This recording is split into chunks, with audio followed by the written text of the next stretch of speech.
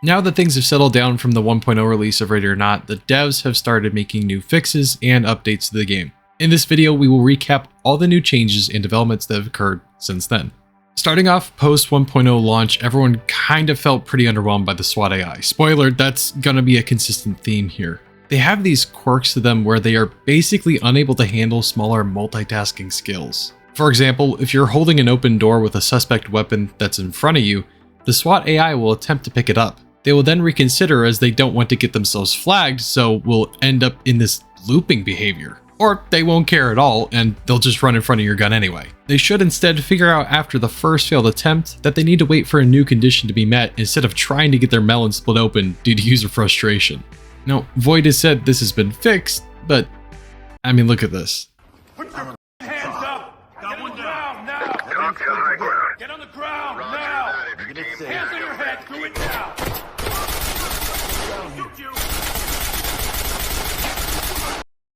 As far as the enemy AI goes, hey, things were pretty painful starting out. Back in January, Brisa Cove was the bane of my existence for about a week.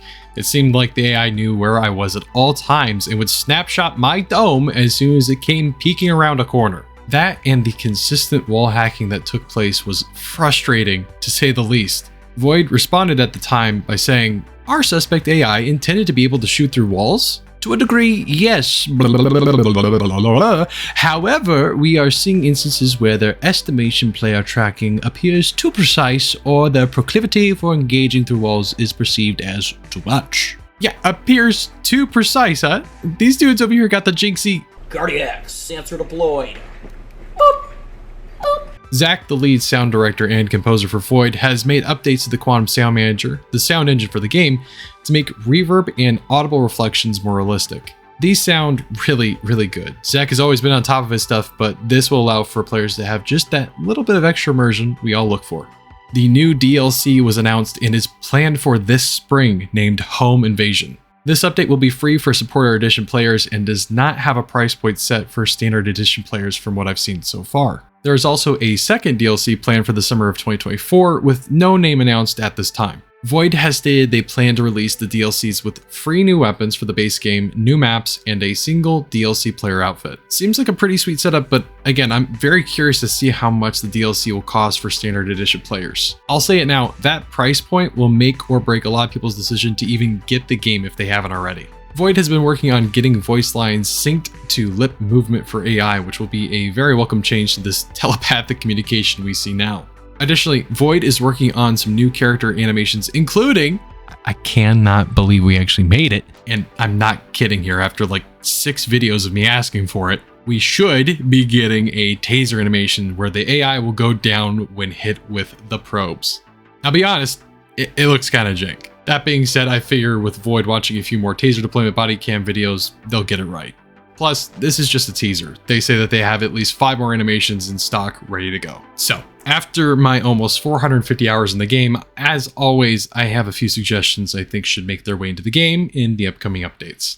With the taser, I'm excited for the new animations, but I still want to see the probes be maintained after they are fired, and that if you pull too far away or go around a corner, those wires should break just as they do in real life. Remember folks, it's literally fishing wire and thin copper strand. This stuff is not spider silk unlike some people think. This has also been a graphical bug forever. It's not the biggest atrocity by any means, but it is a bit immersion breaking to see all the fault points of a door that is still fully intact. I would love it if the AI didn't just yeet themselves out in front of my muzzle or into an unknown area to secure evidence as seen here. And realistically, I would like to ultimately make the AI almost 90% no clippable for the player, because this is insanely frustrating. Also, I had this happen a couple times, specifically on Brixley, where the AI would perform a room entry and then reset themselves seconds after back to the entry point. This text in the upper right hand corner needs to be removed.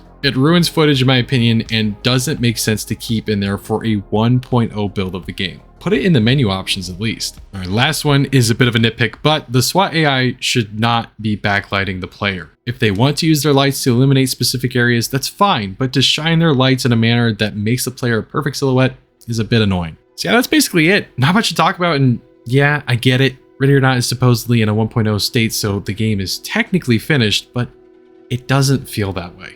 A lot of the story needs to be told here that I don't think has been done in a viable manner. I'm looking to make a complete lore rundown at some point, but due to the DLC announcement, I'm going to hold off to see what's in store.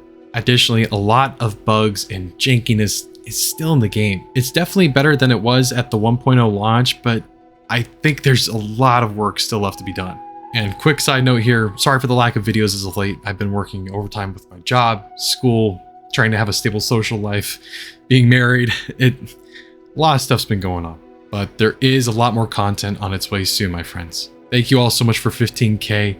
Thank you so much for your support. The AMA video should be out soon. But anyways, thank you all so much for watching. I really do appreciate it. And as always, remember our sole objectives. Stop the killing, stop the dying. I'll see y'all later.